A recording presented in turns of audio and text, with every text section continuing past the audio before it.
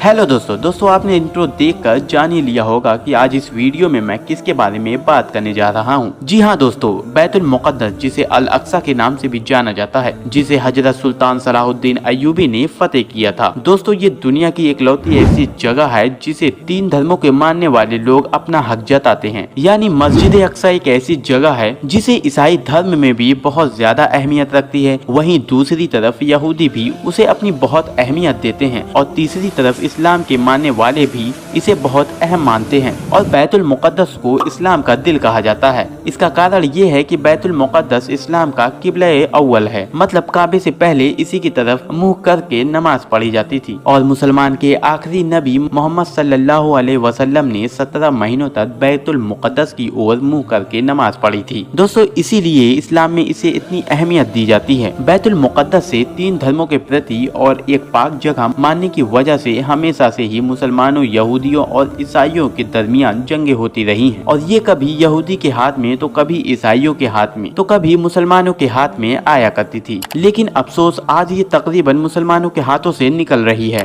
इस पाक जगह को फतेह करने वाला इंसान दुनिया आज उसे सुल्तान सलाहुद्दीन अय्यूबी के नाम से जानती है। और सबसे अच्छी बात यह है कि सुल्तान सलाहुद्दीन अय्यूबी को जितनी इज्जत की नजरों से मुसलमान देखते हैं, उतना ही इज्जत की नजरों से ईसाई धर्म के लोग भी देखते हैं। हालांकि ये बात पूरी दुनिया जानती है कि ईसाइयों से ही बैतुल मुक़द्दस को फतेह किया गया था। सुल्तान सलाहुद्दीन अय्यूबी ने बैतुल मुक़द्दस को फतेह करने के लिए 16 जंगें लड़ी थी। दोस्तों सुल्तान सलाहुद्दीन अय्यूबी की सल्तनत उस समय की सबसे बड़ी और बेहतरीन सल्तनत हुआ करती थी। सलाहुद्दीन अय्यूबी की रहमदिली और सखावत का ये आलम था, वो अपनी सारी दौलत गरीबों पर खर्च कर दिया करते थे। यही वजह से कई मुरब्बा मील पर राज करने वाला सुल्तान सलाहुद्दीन अय्यूबी के पास इतना पैसा नहीं था कि वह ज़कात अदा कर सके। इसी कारण सुल्तान सलाहुद्दीन अय्यूबी ने कभी हज नहीं किया, क्योंकि इस्लाम में अपने खुद के पैसों से ही हज किया जा सकता है। सुल्तान सलाहुद्दीन अय्यूबी के बहादुरी और ताकत का ये आलम था। सलाहुद्दीन अय्यूबी ने दुनिया की सबसे खतरनाक जंगें लड़ी और ईसाइयों की बड़ी फौज को हराया। ईसाइयों की फौज में करीब 6 लाख से अधिक फौज हुआ करती थी, लेकिन सुल्तान सलाहुद्दीन अय्यूबी ने अपने ईमान और बहादुरी की वजह से ईसाइयों की बड़ी फौज को हराकर बैतुल मुक़द्दस को फतेह कर लिया। लेकिन अफसोस आज मुसलमानों की बड़ी आबादी भी है और 56-57 देश होकर भी फिलिस्तीन के मुसलमानों पर जुल्म होते हुए देखा जा रहा है। हमारे भाई मोमिन से यही गुजारिश है कि हो रहे मुसलमानों पर जुल्म पर आवाज उठाएं, क्योंकि अब हमें ही बैतुल मुक़द्दस को संभालना है और हमें ही सुल्तान सलाहुद्दीन अय्यूबी बनना होगा, क्योंकि अब कोई भी सुल्तान सलाहुद्दीन अय्यूबी नहीं आने वाला।